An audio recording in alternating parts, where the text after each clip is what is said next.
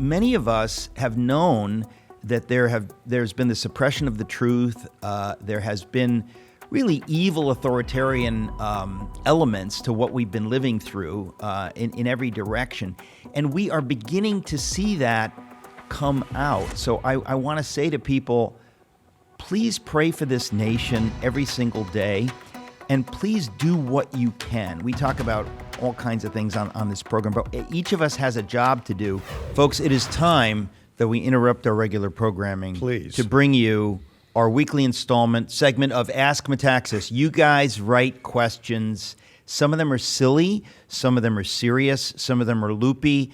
Albin, you read them, and I will try to answer them. Oh, boy. And the first one, go ahead. Okay, how would you, Eric Metaxas, respond to a biblically knowledgeable, politically right-leaning, serious Christian who does not see the far-left agenda as posing any kind of dire or imminent threat to the future of America?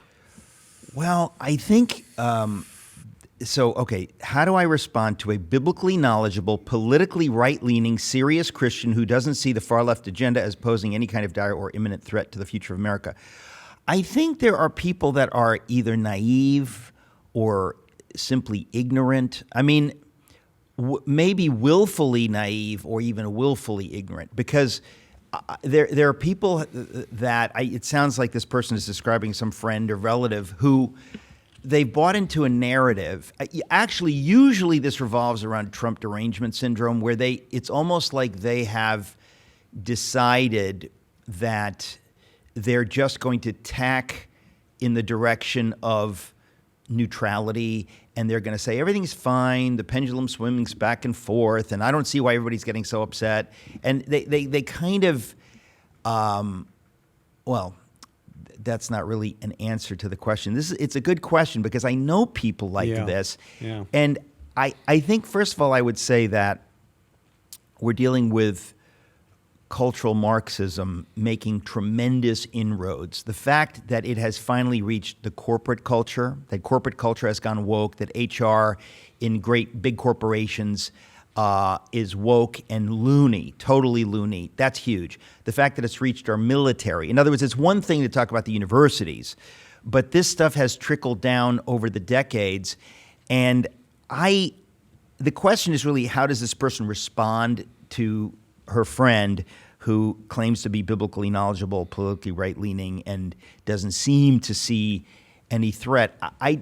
My response is to ignore people like this and not to argue with them, because it is preposterous. I wish they were right. They are deadly, deadly wrong. And they've become part of the problem because they are willfully looking away from what is a great threat. But I'm just going to give that short, sloppy answer, because it's sort of a big can of worms. Yeah, I think it's a normalcy bias, too. I think people think, it'll straighten itself out. These things swing back and forth. Yeah, once in a while you have a Holocaust or a Soviet Union and millions of people tortured for their faith. But, it swings back. Don't worry about it. Back to normal. Don't do anything about it. Question number 2, 3 words. Mene, Tekel, Upharsin. Okay, excuse me. This is one of the most fun questions I have seen in a long time. So it's the biblical phrase Mene, Tekel, Upharsin, or Mene, Tekel, Upharsin. It's a biblical phrase, so keep going. Sorry. Okay. My husband and I are wondering if Eric intended to subtly imply in his book, Is Atheism Dead?, that there's archaeological evidence of these words having been written on the wall by God in Babylon. If so, is there any way to learn more about that? This is so insane and funny that it's very hard to respond. Okay, most people listening to this program know that that at the feast, is it Belteshazzar or Nebuchadnezzar? I always get them confused. But that a hand writes on the wall, Mene, Tekel, Upharsin, which means you have been weighed in the balance and found wanting. So it's a chilling judgment, but it miraculously appears on a wall using that phrase.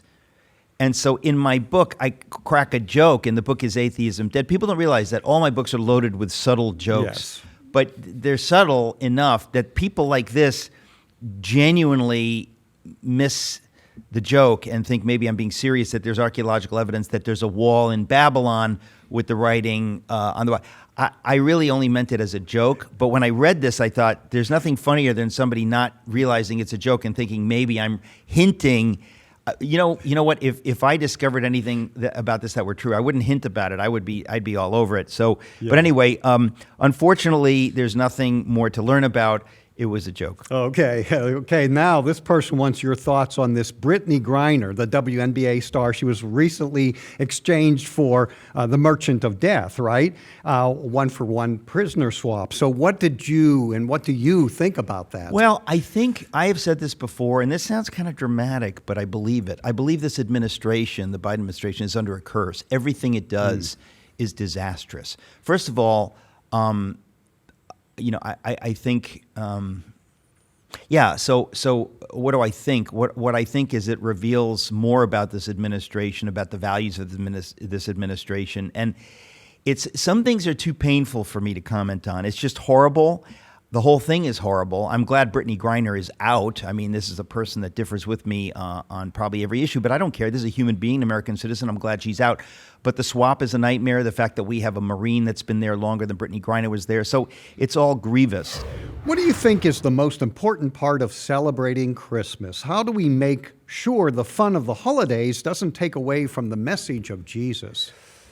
Well, that seems like a false kind of choice. I mean, how do we make sure the fun of the holidays doesn't take away from the message of Jesus? The fun of the holidays is a reflection of the message of Jesus. It's funny because I was interviewed by Eric Bowling for Newsmax, and I think it's going to air next week, but he was asking about something like this. And I thought, the true meaning of Christmas is the true meaning of life. God so loved the world that he sent his son into the world outside of time and space to become a human being inside time and space, inside history, to deliver us from sin and brokenness and oppression and from death.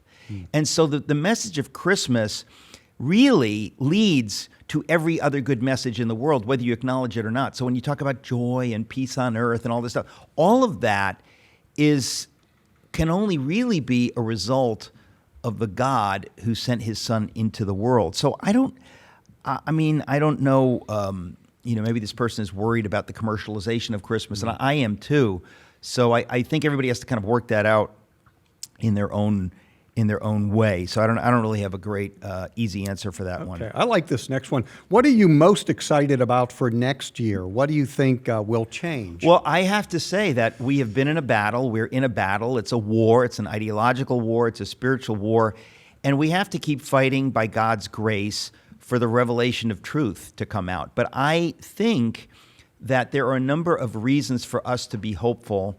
The Twitter files is an absolutely amazing, how do I put it? An amazing moment, because many of us have known that there's been the suppression of the truth. There has been really evil authoritarian elements to what we've been living through in every direction. And we are beginning to see that come out. So I want to say to people, please pray for this nation every single day, and please do what you can. We talk about all kinds of things on this program, but each of us has a job to do. I believe God has allowed us to go through these trials to wake people up and to get people to act who have been passive. So I'm really, really hopeful for this new year, because I have seen just the beginnings of things coming out, things about the COVID vaccine, things about the election irregularities. A lot of things that need to come out have begun to come out.